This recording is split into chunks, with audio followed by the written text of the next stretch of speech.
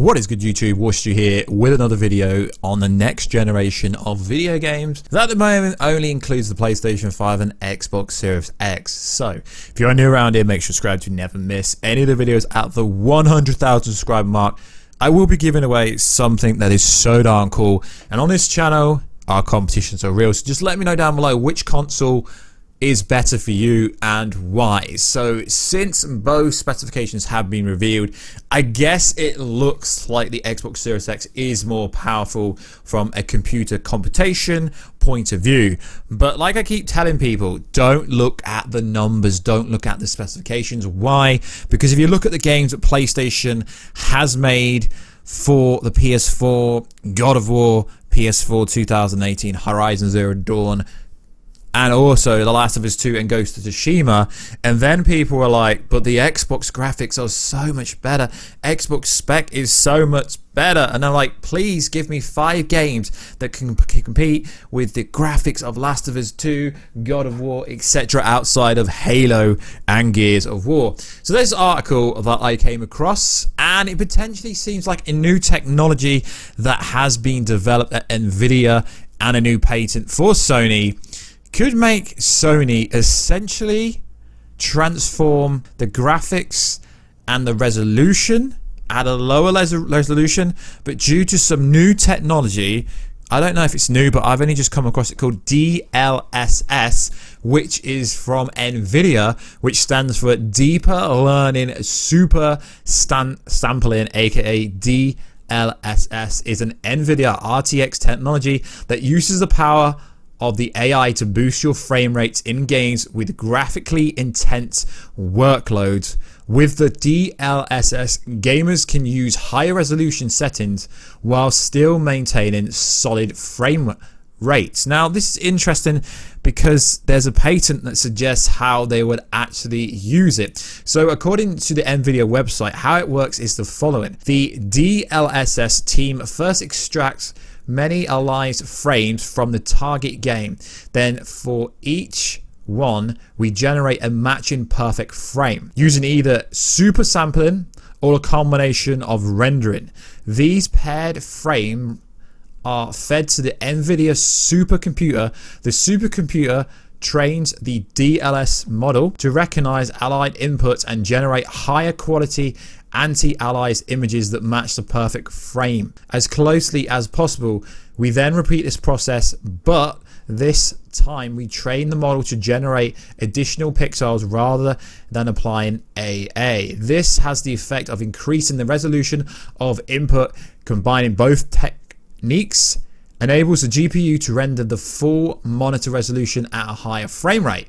So essentially, the patent that has come out for Sony, the patent was filed back in 2019 and published on July the 23rd. So this was after Mark Cerny's first presentation. I guess you can say university lecture because most people couldn't comprehend it. It shows you that they could essentially be, I guess, capable of reconstructing image using polarity of reference image through machine learning. So what this actually went to say is the following. An image or information processing device for acquiring a polarity of reference images obtained by imaging an object that is to be reproduced, acquiring a polarity of converted image obtained by enlarging or shrinking each of the polarities of references images, executing machine language learning using a polarity of images to be learned, or teaching data or data that includes the polarity of converting images and generating pre-learned data that is used for generating a reproduced image that represents the appearance of the object. So essentially what this actually means is they could essentially render a higher resolution and a higher frame rate whilst using less computation power, so to speak. That is why we should never ever judge a specification without knowing it. Exactly, because everyone can know absolutely everything about hardware. Me, myself, I've studied computer science, I've done software engineering, I've done machine language coding, but I don't really know that much, but I've studied it at university level in England. So it's all right comparing the spec of the Xbox Series X to the PS5 and saying, yes, the Xbox Series X is going to look better graphically, but then we get the first look at Halo Infinite, and it doesn't. But we can't really judge it either, because if you look at the video game Marvel Avengers that's coming out, and if you look at the first trailer, then compare it to the most recent War Room, it looks a lot better. So all we're trying to say here is this could be PlayStation Sony's secret weapon in order to render better graphics and better frame rate without actually having to commit to a higher, more powerful, I guess you could say, expensive unit. Because what you got to understand is if either console sells their unit at under £500, yes, I know they will be buying these RTX 2080s, I believe it is,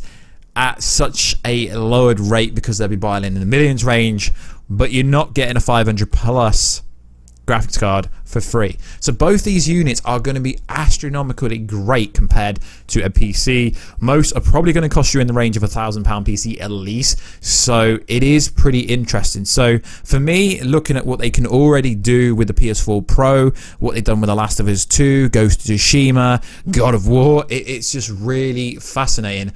If they do end up using this DLSS technology from NVIDIA GeForce, it's going to be interesting. But it is worth saying, it did say at the end, as companies do file patents for technology that eventually goes unused, it's not certain that the PlayStation 5 will feature the image reconstruction technology that is detailed in the new Sony patent. NVIDIA DLSS 2.0 technology is proving how such technology can result in better visual qualities at a lower resolution. So there's no doubt something similar would benefit next generation consoles. And then it just goes on to say PlayStation 5 is coming out later this year. So that's the first story in this, what I want to talk about. So there's also some information out there from insiders who tease deep level integration with PlayStation 5. So basically what was going on, saying that there was this quote here saying features such as the PlayStation 5 activities features an instant deeper link to specification of specific race directly from the console menu reveal the future of fully rally racing. So essentially what it's saying is that at some point we're going to get a much deeper level integration between the PS5 OS and games to improve the overall experience. And this is from a verified Twitter user. So I essentially think that what happened here, it says the comments are coming from PlayStation activities feature, which has yet to be revealed by Sony. This is on an interview on PSU.com with an interview with Mark Cerny last year, which mentioned a revamped user interface. So it just basically means that the overall general experience on the PlayStation 5 is going to come across much more transparent.